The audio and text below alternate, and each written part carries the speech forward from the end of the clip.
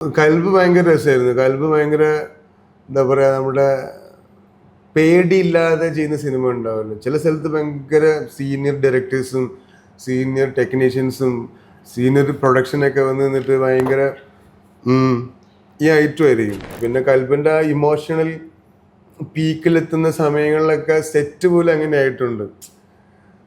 ഇപ്പം സിദ്ദിഖ് സാറുടെയൊക്കെ പെർഫോമൻസിൻ്റെ അന്ന്, രഞ്ജിത്തിൻ്റെ പെർഫോമൻസിൻ്റെ സമയത്തൊക്കെ സെറ്റ് പോലും തുമ്പിനെ മിസ് ചെയ്തിട്ടുണ്ട്.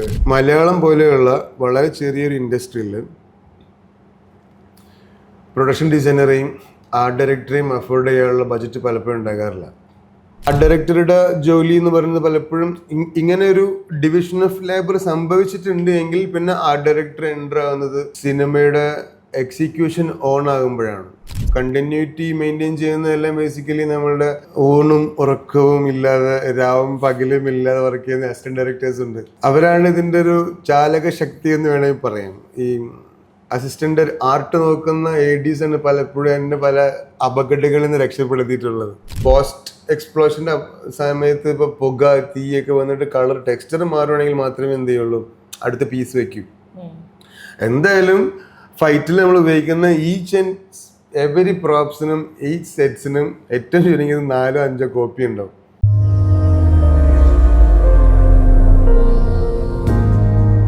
ഈ സിനിമയിലെ ആർട്ട് ഡയറക്ടറും പ്രൊഡക്ഷൻ ഡിസൈനറും ഇത് തമ്മിലുള്ള ഡിഫറൻസ് എങ്ങനെയാ പറയാ?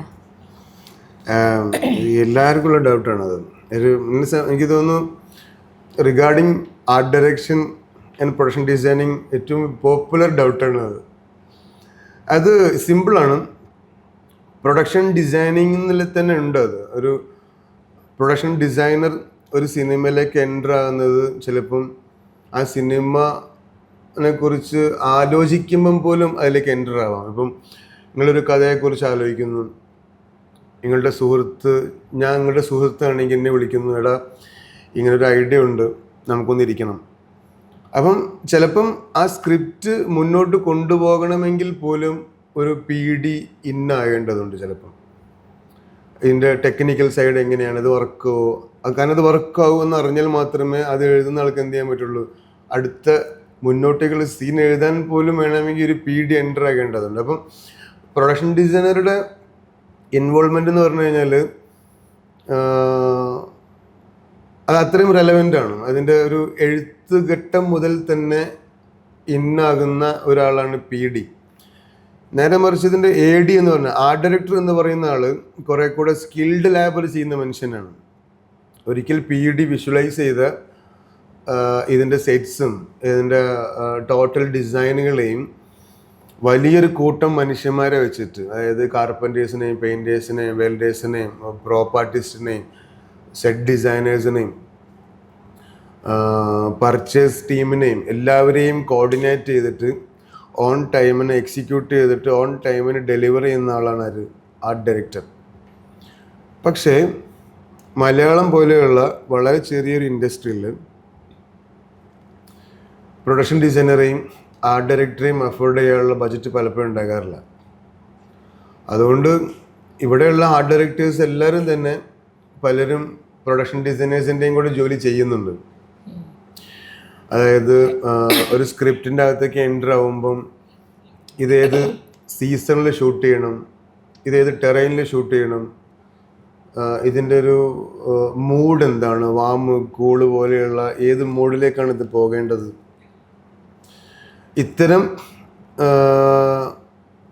പെർസ്പെക്റ്റീവ് മുതൽ ഇതിൻ്റെ ടെറൈനും സീസണും തീരുമാനിക്കുന്നത് മുതൽ ഇതിൻ്റെ ക്യാരക്ടേഴ്സിൻ്റെ ഒരു ലാംഗ്വേജ് ഡിഫൈൻ ചെയ്യുന്നത്. ഇപ്പോൾ ഒരു ജേർണലിസ്റ്റിൻ്റെ മുറി സെറ്റ് ചെയ്യുന്നത്, അപ്പോൾ ആ ജേർണലിസ്റ്റിൻ്റെ മുറി ആ ജേർണലിസ്റ്റ് എത്ര കാലമായി താമസിക്കുന്നു എന്നുള്ളത് മുതൽ തുടങ്ങും ഇതിൻ്റെ ഒരു ബ്രേക്ക് ഡൗൺ. ചിലപ്പോൾ സ്ക്രിപ്റ്റ് റൈറ്റർ സ്ക്രിപ്റ്റ് എഴുതുന്നതിൻ്റെ മുന്നേ ഇയാളവിടെ താമസിക്കുന്നുണ്ടാവാം. പർട്ടിക്കുലർ സീൻ സംഭവിക്കുന്നതിൻ്റെ മുന്നേ എത്ര കൊല്ലങ്ങളായിട്ട് ഇയാളവിടെ താമസിക്കുന്നുണ്ടാവാം. അപ്പോൾ നമ്മളൊരു സ്ക്രിപ്റ്റ് എഴുതും, നമ്മൾ പ്രൊഡക്ഷൻ ഡിസൈനർ ആ ക്യാരക്ടറിൻ്റെ സ്പേസിൻ്റെ ലാംഗ്വേജിൻ്റെ സ്ക്രിപ്റ്റ് എഴുതും. അയാൾ ഇത്ര കാലമായിട്ടുണ്ട്, അയാൾക്ക് മാസം ഇത്രയാണ് ശമ്പളം, അയാൾക്ക് 30,000 രൂപയാണ് മാസം ശമ്പളം, അപ്പം അയാൾക്ക് സ്വാഭാവികമായിട്ടും അയാളൊരു മാസം അയാൾക്ക് വേണ്ടി ചിലവാക്കുന്ന പൈസ എത്രയായിരിക്കും? ആണാണോ പെണ്ണാണോ, അവർക്ക് സുഹൃത്തുക്കളുണ്ടാവുമോ, അവരുടെ സോഷ്യലൈസിങ് എങ്ങനെയാണ്? അപ്പോൾ അതെല്ലാം ഈ ഇൻറ്റീരിയറിനെ ബാധിക്കും. അവരുടെ സുഹൃത്തുക്കൾ ഇവിടെ വരാറുണ്ടോ? ഇങ്ങനെയാണ് ഇതിൻ്റെ ഒരു ഓരോ ക്വസ്റ്റ്യൻ നമ്മൾ ചോദിക്കുന്നത്. നമ്മൾ ഇതിനോട് കുറേ ചോദ്യങ്ങൾ അങ്ങോട്ട് ചോദിക്കും, സ്പേസിനോട് കുറേ ചോദ്യങ്ങൾ ചോദിക്കും.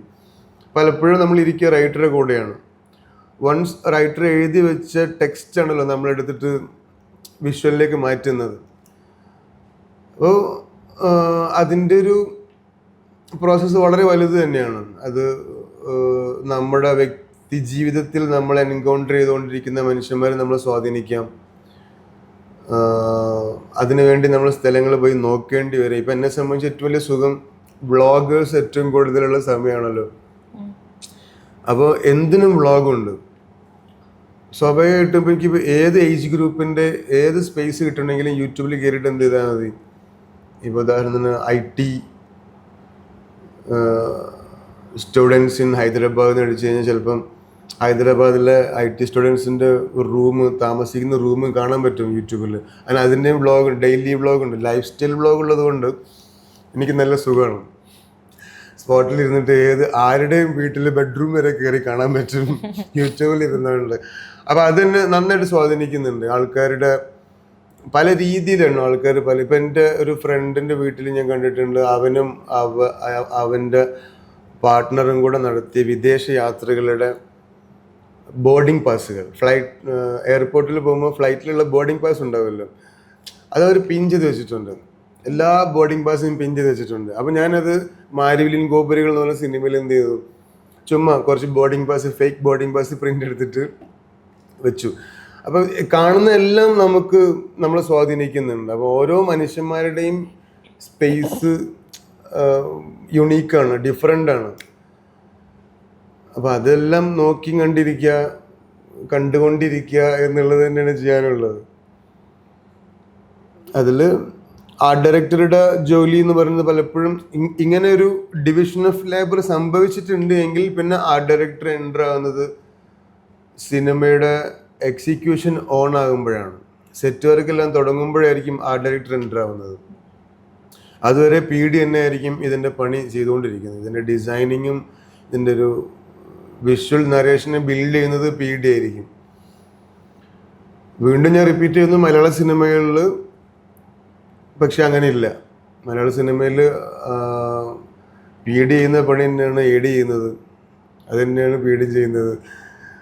അത് പലപ്പോഴും ഒരേ പണി തന്നെ. ഇപ്പം ഞാൻ ധൂമത്തിൽ ഇത് കാരണം എൻ്റെ പേരിൻ്റെ മേലെ ഞാൻ പ്രൊഡക്ഷൻ ഡിസൈനറെന്നും കൊടുത്തു, ആർട്ട് ഡയറക്ടറെന്നും കൊടുത്തു. കാരണം ഈ 2 പണി ഞാൻ അതിൻ്റെ അകത്ത് എടുക്കുന്നുണ്ട്.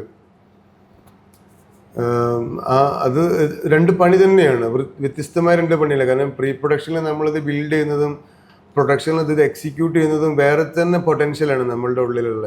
മറ്റേ നമ്മളുടെ ഒരു പക്ക ആർട്ടിസ്റ്റ് ആയിരിക്കും ഇരുന്ന് വർക്ക് ചെയ്തുകൊണ്ടിരിക്കുന്നത്.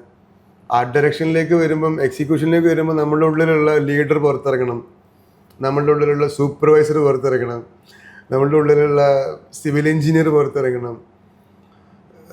അതായതൊരു people management cum creative execution cum troubleshooting വേറൊരു ഏരിയ ആണത്. അതിൻ്റെ അകത്ത് അത് ഭയങ്കര ഒരു കെയോട്ടിക് പ്രോസസ്സാണ് ആർട്ട് ഡയറക്ടറുടെ പ്രോസസ്സ്.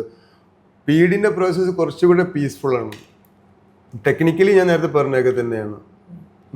ഇപ്പം ഈ ഭരതൻ പോലുള്ള സിനിമകൾ ചെയ്യുമ്പം ഈ ആർട്ടിൽ ഇൻഡോറും ഔട്ട്ഡോറും ചെയ്യുന്നതിന് ഡിഫറൻസ് ഉണ്ടല്ലോ. അതെനിക്കൊന്ന് ഈ ഇൻഡോർ ആർട്ട് ചെയ്ത് വെച്ചു അതിലെ കണ്ടിന്യൂറ്റി സാധനങ്ങൾ ശ്രദ്ധിക്കണം. അതിൽ ആർട്ടിന് വരുന്ന റോൾ എന്താണ്?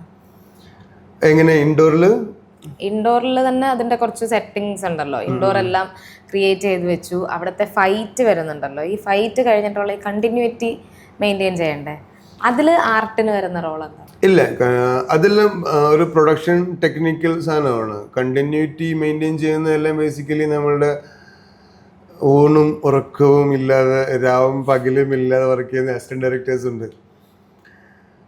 അവരാണ് ഇതിൻ്റെ ഒരു ചാലക ശക്തി എന്ന് വേണമെങ്കിൽ പറയാം. ഈ അസിസ്റ്റന്റ് ആർട്ട് നോക്കുന്ന ADs ആണ് പലപ്പോഴും എന്നെ പല അപകടങ്ങളിൽ നിന്ന് രക്ഷപ്പെടുത്തിയിട്ടുള്ളത്. അവർ ഇതിനെക്കുറിച്ച് മറ്റേ കാകദൃഷ്ടി എന്നൊക്കെ പറഞ്ഞ പോലെയാണ്. ഭയങ്കര അലേർട്ടായിരിക്കും ഇവർ, ഭയങ്കര വിജിലൻ്റ് ആയിരിക്കും. വരാൻ പോകുന്ന 48 മണിക്കൂർ കഴിഞ്ഞിട്ട് സംഭവിക്കാൻ പോകുന്ന മൊട്ടുസൂചിനെ കുറിച്ച് വരെ ആലോചിച്ചിട്ട് ഉറങ്ങാൻ പറ്റാണ്ടിരിക്കുന്ന ടീമായിരിക്കും അവർ. അതാണ് നമ്മൾ പല പ്രോസസ്സും സ്മൂത്ത് ആക്കുന്നത്. ഇപ്പം 2 ദിവസം കഴിഞ്ഞിട്ട് പെണ്ണ് കാണൽ സീനിലേക്ക് കൊടുക്കേണ്ട ചായ ഗ്ലാസ്സിൽ എന്ത് പ്രിൻ്റാണ് വരേണ്ടത്, മനസ്സിലായോ? അപ്പോൾ അങ്ങനെയൊക്കെയാണ് ഇവർ നമ്മുടെ അടുത്ത് പറയാ, ചേട്ടാ അതിൻ്റെ പുറത്ത് നമുക്ക് ജ്വല്ലറിയുടെ പ്രിൻ്റ് വരില്ലേ. അപ്പം ഇത് ഓർത്തിട്ട് ഉറക്കം നഷ്ടപ്പെട്ട ആൾക്കാരായിരിക്കും ഇവർ. അപ്പം ആ ഉറക്കം നഷ്ടപ്പെടുന്നതിൻ്റെ ഒരു ജാഗ്രത തന്നെയാണ് ടോട്ടൽ ഈ കണ്ടിന്യൂറ്റി മെയിൻറ്റെയിൻ ചെയ്യുന്നതും അത് എക്സിക്യൂട്ട് ചെയ്യുന്നതും. അതിപ്പോൾ പ്രോപ്പ് കണ്ടിന്യൂറ്റി മാത്രമല്ല, ആക്ഷൻ കണ്ടിന്യൂറ്റിയും. ഇപ്പം ഇന്നലെ നായകനും നായികയും ടേബിളിൻ്റെ അപ്പുറത്ത് ഇപ്പുറത്ത് സംസാരിച്ച സമയത്ത് നായകൻ കൈ ഇങ്ങനെ വെക്കുകയും നായിക കൈ ഇങ്ങനെ വെച്ചാണ്. ഇതാർക്കും ഓർമ്മ വേണം? അസിസ്റ്റന്റ് ഡയറക്ടർക്ക് ഓർമ്മ വേണം. നായകനും നായികതും മറന്നു കാണും. പലപ്പോഴും പലർക്കും ഓർമ്മ കാണാറുണ്ട്. അപ്പോൾ പിറ്റേ ദിവസം വന്നിട്ട് നായകൻ കൈ വെച്ചതുപോലെ നായികനെ കൊണ്ട് കൈ വെപ്പിക്കുകയും നായിക കൈ വെച്ചതുപോലെ നായകനെ കൊണ്ട് കൈ വെപ്പിക്കുകയും ചെയ്യുന്ന സീനായിരിക്കും ബാക്കിയുള്ളവർ ചെയ്യുന്നത്. ഇയാൾ വന്നാലാണ് ഇത് മാറുന്നത്, AD വന്നാലാണ് ഇത് മാറുന്നത്. പലപ്പോഴും ആ ഒരു കോംപ്ലിക്കേഷൻസ് നേരിട്ട് ഞാൻ അനുഭവിക്കാറില്ല ഈ കണ്ടിന്യൂറ്റി മെയിൻറ്റെയിൻ ചെയ്യുന്നതിൻ്റെ. കാരണം അതൊക്കെ കൃത്യമായി ഡിവിഷൻ ഓഫ് ലേബറിൻ്റെ ഭാഗമായിട്ട് പലരിലേക്കും അസൈൻ ചെയ്യപ്പെട്ടിട്ടുണ്ട്.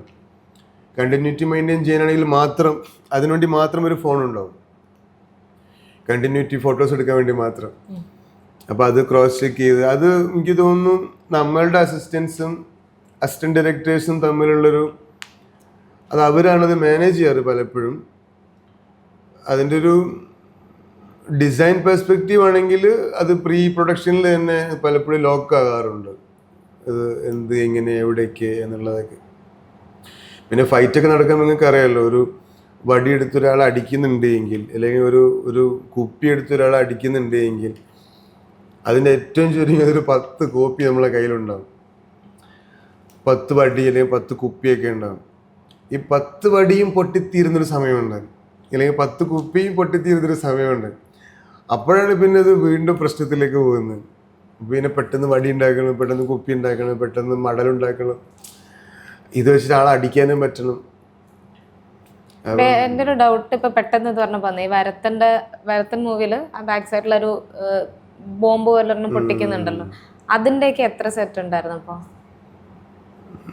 വരത്തൻ്റെ ബോംബ് ബലൂണിൽ ഫയർ ചെയ്തിട്ട് പൊട്ടിക്കുന്നതല്ലേ? അതുണ്ട്. മറ്റൊരു ഗ്രില്ലിന്റെ സൈഡിലുള്ള ഒരു സീനില്ല, അതിനെന്താ പറയാ, ടേബിൾ ലാമ്പിന്റെ സാധനമൊക്കെ ഇല്ല, അതെല്ലാം നമുക്ക് ഭയങ്കര ഫ്രെജൈലായിട്ട് ഉള്ള സാധനങ്ങൾ ഉണ്ടാവുമല്ലേ. ഇപ്പോൾ നേരം ഒരു ക്ലോത്തിന്റെ അല്ലെങ്കിൽ ഗ്ലാസിന്റെ ഇത്തരം സാധനങ്ങൾ മൾട്ടിപ്പിൾ ഓപ്ഷൻസ് ഉണ്ടാവുള്ളൂ. ഈ ഇരുമ്പിൻ്റെ ഒക്കെ കളർ മാറുന്നുണ്ട് എങ്കിൽ, ഇപ്പം പോസ്റ്റ് എക്സ്പ്ലോഷൻ്റെ സമയത്ത് ഇപ്പോൾ പുക തീയൊക്കെ വന്നിട്ട് കളർ ടെക്സ്ചർ മാറുവാണെങ്കിൽ മാത്രമേ എന്ത് ചെയ്യുള്ളൂ, അടുത്ത പീസ് വെക്കും. എന്തായാലും ഫൈറ്റിൽ നമ്മൾ ഉപയോഗിക്കുന്ന ഈച്ച് ആൻഡ് എവരി പ്രോപ്സിനും ഈച്ച് സെറ്റ്സിനും ഏറ്റവും ചുരുങ്ങിയത് 4-5 കോപ്പി ഉണ്ടാവും. അതുകൊണ്ട് തന്നെ ഫൈറ്റ് കഴിഞ്ഞ് കഴിഞ്ഞാൽ ഇത് ചിലപ്പോൾ ഉപയോഗിക്കണമെന്നുമില്ല, പക്ഷെ അതുണ്ടാക്കി വയ്ക്കും. ഏറ്റവും ചുരുങ്ങിയ 5 പീസ് ഓരോ പ്രോപ്പിനും ഓരോ ബ്ലോക്കിനും നമ്മൾ ഉണ്ടാക്കി വയ്ക്കും. ചിലപ്പോൾ ആവശ്യം വരാം, ചിലപ്പോൾ ആവശ്യം വരില്ല, എങ്ങനെയാണ് സംഭവിക്കാറ്. അതിപ്പോൾ ടേക്ക് തന്നെ അങ്ങനെയാണല്ലോ. പലപ്പോഴും നമ്മളൊരു പർട്ടിക്കുലർ ഷോട്ടിൻ്റെ ടേക്സ് മൾട്ടിപ്പിൾ തവണ പോകുന്നത് പോലെ തന്നെയാണ്. അപ്പോൾ നമ്മൾ ഏറ്റവും ചുരുങ്ങിയത് ഒരു 5-6 ടേക്ക് കാണും, മുൻകൂട്ടി കാണും. പലതും അതിൻ്റെ അകത്ത് നിൽക്കും. അത് എന്നുള്ളതല്ല, ആ എക്സ്പ്ലോഷൻ സീൻ എന്നുള്ളതല്ല, whatever regarding to fight ഏറ്റവും ചുരുങ്ങിയത് 5 എണ്ണം ഉണ്ടാക്കുക എന്നുള്ളത് നിർബന്ധമാണ്. അതൊരു അലിഖിത നിയമമാണ്. കാരണം ഫൈറ്റേഴ്സ് നമ്മളടുത്ത് ചോദിക്കും, മാസ്റ്റർ വന്നിട്ട് പ്രോപ്പ് എങ്കെന്ന് ചോദിക്കും. അത് 2 മട്ടം ഉള്ളൂ എന്ന് പറഞ്ഞു കഴിഞ്ഞാൽ ചിലപ്പോൾ അടുത്തെടുത്ത് അടി അമ്മക്ക് കിട്ടും. ഓക്കെ, അപ്പോൾ അത് അതേസമയം ആർട്ടിസ്റ്റിന് വേദന ഉണ്ടാകാൻ പാടില്ല, കെമിക്കൽ മേലാകാൻ പാടില്ല. ഇപ്പം നമ്മൾ കാണുന്ന പല വൃത്തിയായിട്ട കെമിക്കലും ഭയങ്കര സെൻസിറ്റീവായിട്ടുള്ള കെമിക്കലും ചിലപ്പോൾ അത് ചോക്ലേറ്റ് കലക്കി ഒഴിക്കുന്നതായിരിക്കാം, ചിലപ്പം തൈരിൽ കളർ കലക്കി ഒഴിക്കുന്നതായിരിക്കാം. അതായത് ശരീരത്തിലേക്ക് വീണ് കഴിഞ്ഞാൽ ശരീരത്തിനൊന്നും പറ്റരുത്. അപ്പോൾ പലപ്പോഴും നമ്മൾ ഫുഡ് മെറ്റീരിയലാണ് ഉപയോഗിക്കുക. ഫുഡാകുമ്പോൾ പ്രശ്നമില്ലല്ലോ, കെമിക്കൽ അല്ലല്ലോ, നമ്മൾ ഇൻടേക്ക് ചെയ്യുന്ന സാധനം ആയതുകൊണ്ട് ശരീരത്തിന് പ്രശ്നം ഉണ്ടാവില്ല എന്നുള്ളതുകൊണ്ട് പലപ്പോഴും ഫുഡ് പ്രൊഡക്ട്സ് ഉപയോഗിച്ചിട്ടാണ് നമ്മൾ മെയിലാക്കാറ്.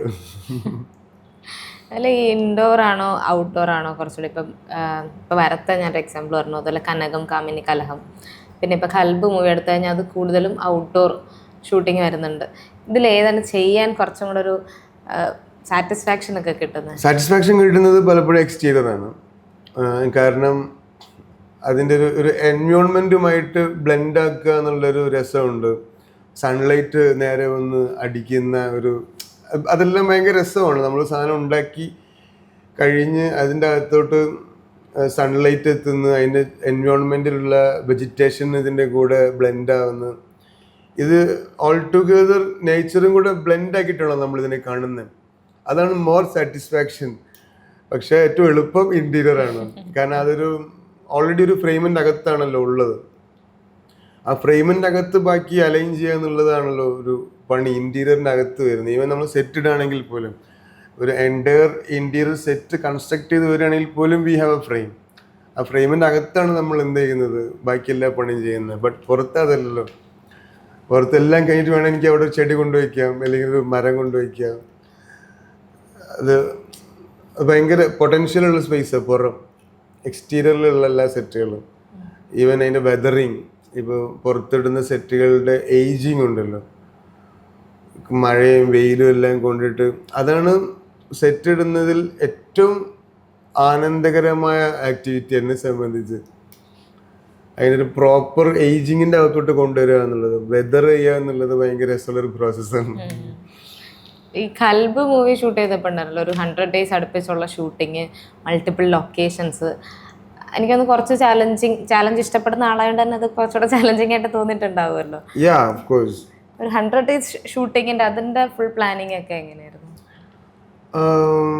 കൽബ് ഭയങ്കര രസമായിരുന്നു. കൽബ് ഭയങ്കര എന്താ പറയുക, നമ്മുടെ പേടിയില്ലാതെ ചെയ്യുന്ന സിനിമ ഉണ്ടാവുമല്ലോ. ചില സ്ഥലത്ത് ഭയങ്കര സീനിയർ ഡയറക്ടേഴ്സും സീനിയർ ടെക്നീഷ്യൻസും സീനിയർ പ്രൊഡക്ഷനൊക്കെ വന്ന് നിന്നിട്ട് ഭയങ്കര ഈ ഐറ്റമായിരിക്കും. ഭയങ്കര ഒരു ഫോഴ്സ്ഡ് ഡിസിപ്ലിൻ എല്ലായിടത്തും ഉണ്ടാവും. എന്നാൽ അതൊട്ടും എൻജോയ് ചെയ്യാൻ പറ്റില്ല. നേരെ മറിച്ച് നമ്മൾ കുറേ സുഹൃത്തുക്കൾ സിനിമ ചെയ്യുന്ന സമയത്തുള്ളൊരു രസം, ഭയങ്കര ഡിസ്കഷൻസ് ഉണ്ടാവും, ഭയങ്കര ഇൻപുട്സ് ഉണ്ടാവും. ആരും ആരെയും പേടിക്കാത്തത് കൊണ്ടും കംപ്ലീറ്റ്ലി ക്രിയേറ്റീവ്ലി ഇൻവോൾവ് ആകുന്നത് കൊണ്ടും ഈച്ച് ഷോട്ട്സിന് പുറത്തും ഭയങ്കരമായിട്ട് ഇംപ്രവൈസേഷൻ ഉണ്ടാവും, ഡിസ്കഷൻസ് ഉണ്ടാവും.